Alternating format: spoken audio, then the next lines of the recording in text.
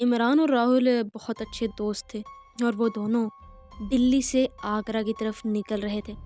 रास्ते में उन्हें बहुत ज़्यादा भूख लगी तो एक ढाबे का बोर्ड दिखा। इमरान ने जल्दी से वहाँ पर गाड़ी रोक दी और दोनों उतरकर ढाबे पर बैठ गए। राहुल ने कहा कि इमरान तुम बैठो, मैं ज़रा हाथ धोकर आता हूँ। जब राहुल पीछे की तरफ गया तो वहाँ एक आदमी पहले से हाथ धो रहा था और जब राहुल ने टूटी चलाने की कोशिश की तो उसके हाथों से टूटी नहीं चली। तो साथ खड़े आदमी ने कहा कि अरे भैया, आज कहाँ गया आपका जोर? उस दिन आदित्य को पत्थर मारते वक्त तो बहुत जोर था आप में। राहुल बहुत चौंका और उसकी तरफ देखने लगा। वो उसे कुछ कहने ही वाला था कि उस आदमी ने फिर से कहा, बहुत डर गए हो? तब तुम्हें डर नहीं लगा जब तुमने किसी बेगुनाह इंसान की गंदी वीडियो बनाकर उसे छत से धक्का दे दिया था? अब तो जैसे राहुल के पैर से ज़मीन ही निकल गई थी। उसे कुछ समझ नहीं आया और वो पीछे की तरफ भागा, लेकिन भागता भागता वो मुंह के बल जा गिरा और वो आदमी फिर पीछे उसकी तरफ आया और कहने लगा, अरे उस दिन जब तुमने उस आदमी का पैसों भरा बैग छीना था और इतनी तेज स्पीड से भागे थे, आज तुम्हारे पैर काम नहीं कर रहे? राहुल घबराहट में कहने लगा, "क- क- कौन हो तुम? "न- क्या जानते हो तुम मेरे बारे में? हाँ, बताओ मुझे।"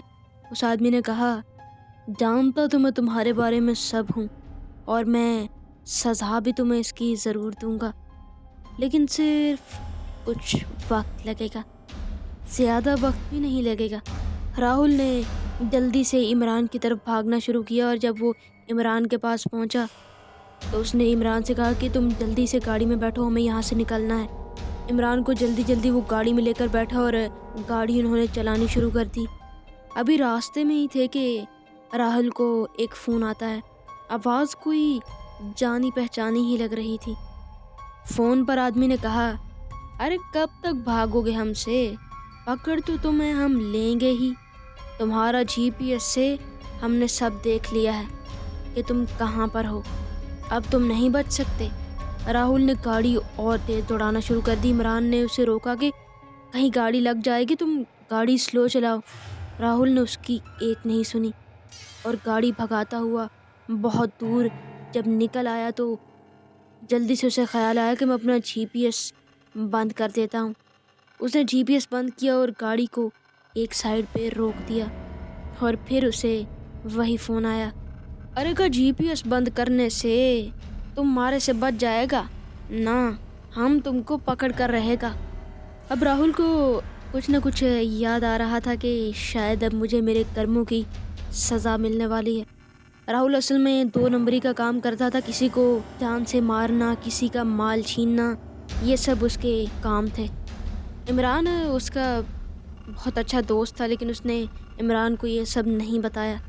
फिर से उन्होंने गाड़ी को बहुत तेज़ स्पीड में चलाना शुरू कर दिया और हड़बड़ाहट में ही एक छोटे से होटल में जाकर गाड़ी रोकी और राहुल ने अपनी गाड़ी के प्लेट नंबर को आधा मट्टी से ढक दिया।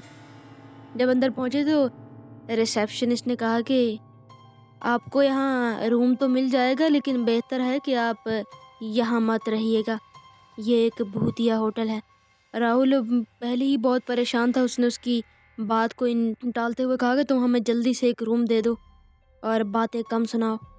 उन्हें रूम तो मिल गया और जब वो रूम में पहुंचे तो लैंडलाइन का फ़ोन बजा। राहुल ने बहुत घबराहट के साथ फ़ोन उठाया तो सामने सर्विस बॉय ने कहा कि आपके लिए खाना लाऊं या नहीं। राहुल और इमरान को बहुत ज़्यादा भूख लगी हुई थी। इमरान वॉशरूम में हाथ धोने के लिए गया और पीछे फिर से लैंडलाइन पर फ़ोन बजा। राहुल ने जब उठाया तो वही जानी पहचानी आवाज़ ने कहा, मैं आ रहा हूँ, तुम्हें तुम्हारे कर्मों की सज़ा देने मैं आ रहा हूँ। राहुल ने जल्दी से फ़ोन बंद किया और इमरान से कहा कि तुम बाहर निकलो, हम यहाँ से जाने लगे हैं। यहाँ पर हमारा रुकना बिल्कुल ठीक नहीं है, हम दोनों की जान को ख़तरा है। इमरान ने उसकी बात को टालते हुए कहा, अरे यार कितना भगाओगे मुझे, यहीं पर रात गुजार लेते हैं, कल चले जाएंगे। राहुल ने उसकी एक ना सुनी लेकिन इमरान भी अपनी ज़िद पर ही था। इमरान ने कहा कि मैं तो यहीं पर रुकूंगा, तुम्हें जहाँ जाना है चले जाओ। और उसी वक्त फिर से फ़ोन आया उसी आदमी का। उसने कहा, मैं बस 2 मिनट में तुम्हारे पास पहुंच रहा हूँ। ये सुनते ही राहुल को अपनी जान की पड़ गई। उसने जल्दी से नीचे की तरफ भागना शुरू किया और जब वो होटल से बाहर गया तो सामने कार लॉक थी और चाबी रूम में ही पड़ी थी। जब वो पीछे की तरफ भागा और रूम में जाकर चाबी ढूंढने लगा तो वहाँ इमरान मौजूद नहीं था और वॉशरूम से पानी की आवाज़ आ रही थी। जब उसने वॉशरूम में देखा तो वहाँ पर भी इमरान मौजूद नहीं था। बहुत परेशान हुआ और एक उसने आवाज़ सुनी, अरे कब तक भागोगे? तुम्हारे चक्कर में तुम्हारे दोस्त को भी मार दिया हमने। अब तुम अपनी जान को बचा नहीं सकते। राहुल को अब अपनी मौत का तकरीबन यकीन हो चुका था, लेकिन कौन अपनी जान बचाने के लिए भागता नहीं है। उसने चाबी पकड़ी और फौरन कार की तरफ भागा ही था कि उसका सीढ़ियों से पैर फिसला और किसी ने उसे ज़ोर से पीछे से पकड़ लिया। उसे कोई नज़र नहीं आया, लेकिन फिर से उसने ऊपर की तरफ भागना शुरू किया। उसके कमरे का दरवाज़ा तो नहीं खुला, लेकिन वो सीधा ऊपर सीढ़ियों पर चढ़ता चढ़ता छत पर पहुंचा और वहां जाकर टैंकी के साथ बैठ गया। उसने अपनी आंखें बंद कर ली और सिर्फ यही दुआ करने लगा कि आज मैं बच जाऊं। और एक धीमे धीमे कदमों से कोई इंसान छत पर चढ़ा।